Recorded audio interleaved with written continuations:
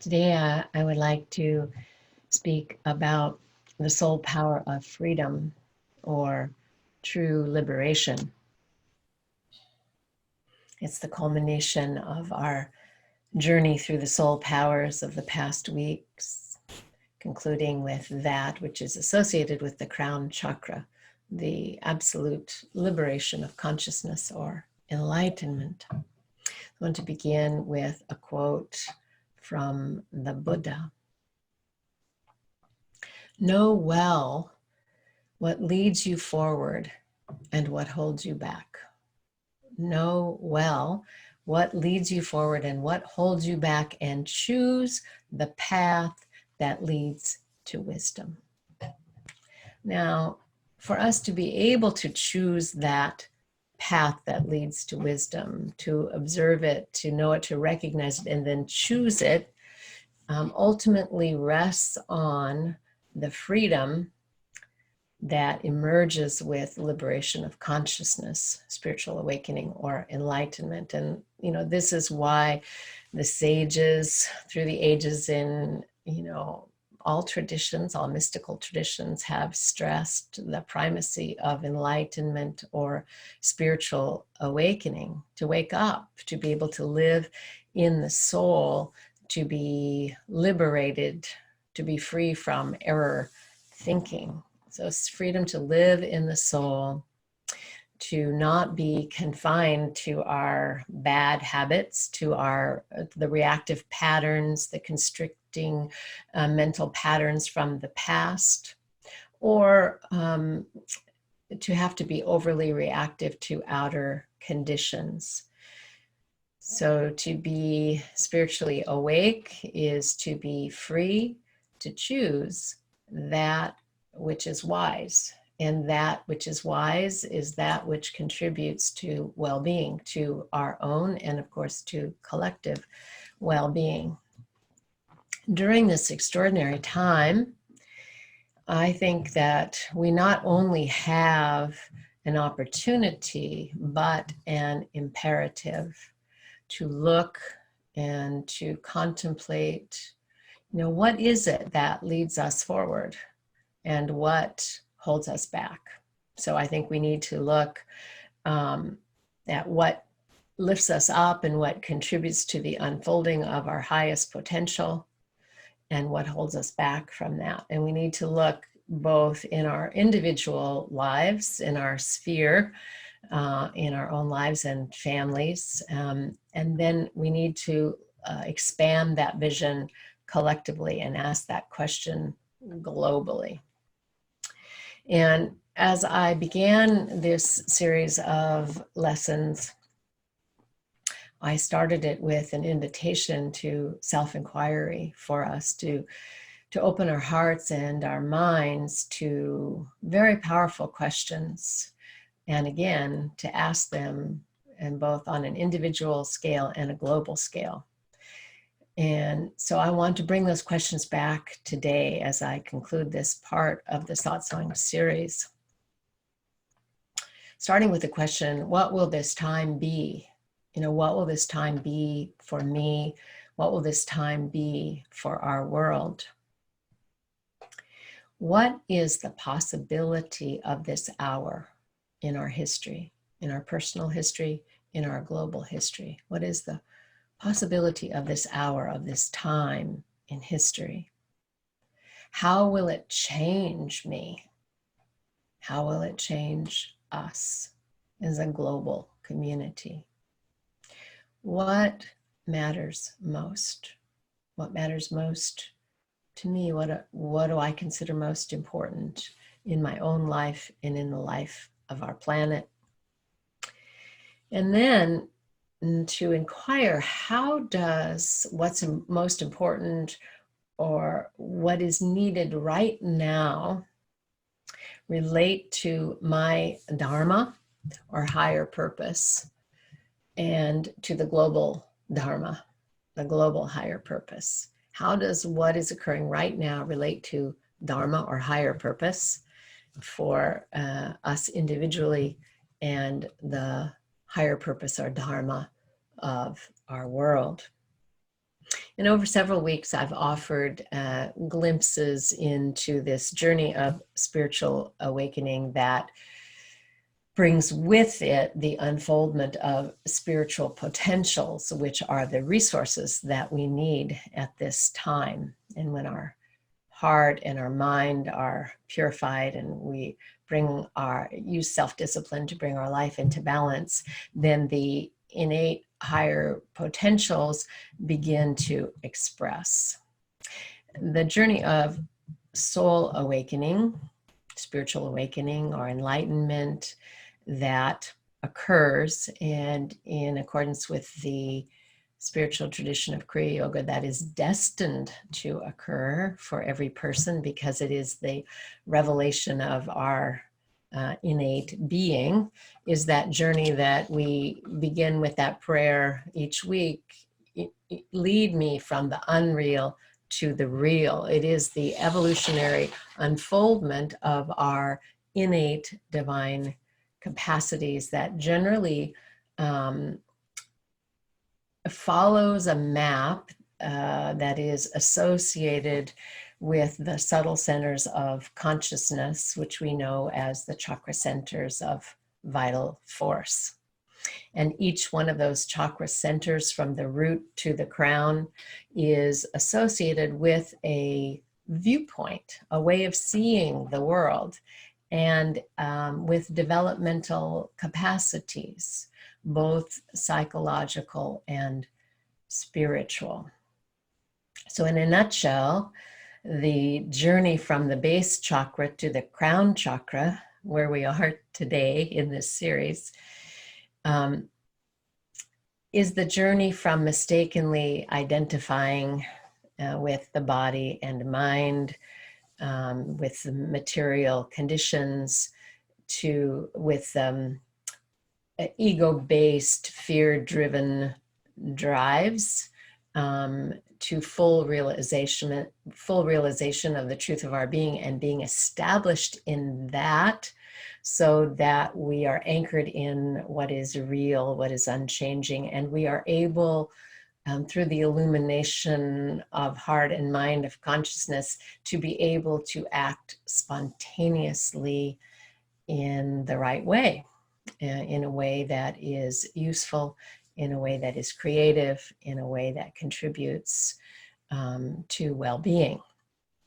I want to share a quote from Swami Sri Yukteswar describing this journey at the seventh center. He said, "One whose innate knowledge and exceptional abilities are fully awakened comprehends the wholeness of God and all souls as units of God's consciousness. Thus comprehending, one completely abandons the illusion of existence separate from God. This unification of awareness with God is the ultimate aim of every seeking soul. This coming into oneness consciousness, waking up fully to the truth of our being, is what we're all here for." So I've been referring to the story of the warrior Arjuna and the Bhagavad-Gita throughout this series. And last week I talked about this revelation that he has of direct experience of the omnipresence of God and his relationship with that soul to spirit, if you will. And then he begins to comprehend and to contemplate this idea of liberation, of freedom, like knowing the truth. What is it like to live that truth? And specifically, he looks at, what is it like to be free? Free from being, overly involved with conditions, free from the sway of the gunas, from the qualities of nature. So he asks in the 14th chapter of the Gita, he asks Krishna, well, what does it look like when someone is free? And so I want to share with you I'm reading from 7 Lessons in Conscious Living, Roy Eugene Davis's translation of these verses in the 14th chapter of the Gita, and then his commentary. So Arjuna is asking, what does it look like when someone is free? How do they behave? And how do they go beyond these attributes? And Krishna responds, such a one neither hates nor desires the presence or absence of the influences of the attributes of nature. So in other words, one is able to observe the sway of these elements, which are always going to be present, whether it's tamas guna, the force of inertia, or rajas guna, force of restlessness, or sattva guna, the uplifting tendency. So one who is free from their sway can observe them without clinging to or being averse to them. That one who is soul-centered and peaceful and is not disturbed by the attributes of nature, who does not waver in that knowledge, to whom discomfort and pleasure are the same, who abides in the self, with capital S, to whom praise, blame, honor, and dishonor are the same, who is dispassionate in regard to friends and foes and has renounced all self-serving tendencies, is said to have transcended. And then the commentary says, an enlightened person, not influenced by subliminal tendencies and ever aware of the difference between the essence of being and the actions of the mind, the body, and nature, is not blindly involved with thoughts, emotions, relationships, or circumstances. So notice it says, not blindly involved. That's the distinction with freedom. So it's not that we're not involved. It's that we're not blindly involved. Life can then be lived wisely, creatively, and spontaneously. And then he goes on to clarify that this spontaneous action is not impulsive behavior, but it is that spontaneous expression of the soul that is no longer restricted by patterns in the mind or outer conditions. And so, I was thinking about the blessing in my life of having encountered several people who I could recognize as being enlightened or spiritually awake. And what were they like? Well, they were clear, and you knew they were clear, and free. And by that freedom, I mean it's obvious that they lived their life from the inside out and not from the outside in. Able to be self-aware and aware of how they influenced others. And I noticed that they're highly focused. They live simply and a disciplined life and a joyful life, which I think is really an important part of the awareness of what it's like to be enlightened or liberated. So it's a disciplined life, it's a focused life, it's a purposeful life, it's a joyful life, and a life of kindness and love and generosity. Everyone that I have met that I could describe this way was dedicated to serving others, that they had reached the pinnacle of this awareness of the truth of life, and what was there for them was to serve others selflessly and with joy.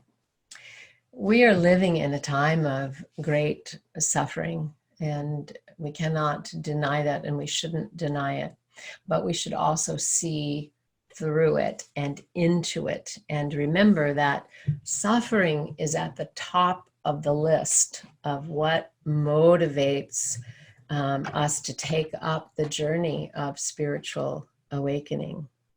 So I think if we open up the lens of our vision perception, our visioning ability at this time, we can see that the innate impulse for enlightenment is being accelerated on a global scale at this time.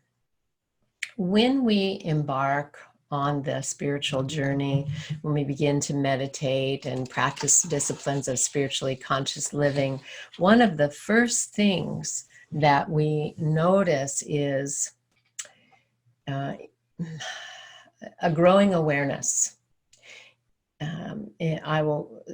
Illumination of the mental field. In other words, we begin to see more clearly the connections between our thoughts, our habits, and our experiences in life. We begin to have a quality of seeing that begins to help us make wiser choices. Now, in the beginning, we don't always make the wiser choices. Initially, sometimes we see what is happening and we make poor choices anyway. But as we progress on the path with further illumination, we start to notice what can be termed the pause, where we see clearly what we can choose in that moment that is going to be useful or what is not going to be useful. I came across a quote by Viktor Frankl, the psychiatrist, Holocaust survivor, and author of the seminal work, Man's Search for Meaning.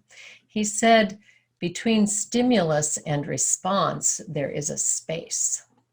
Between stimulus and response, there is a space. In that space is our power to choose our response. In our response lies our growth and our freedom.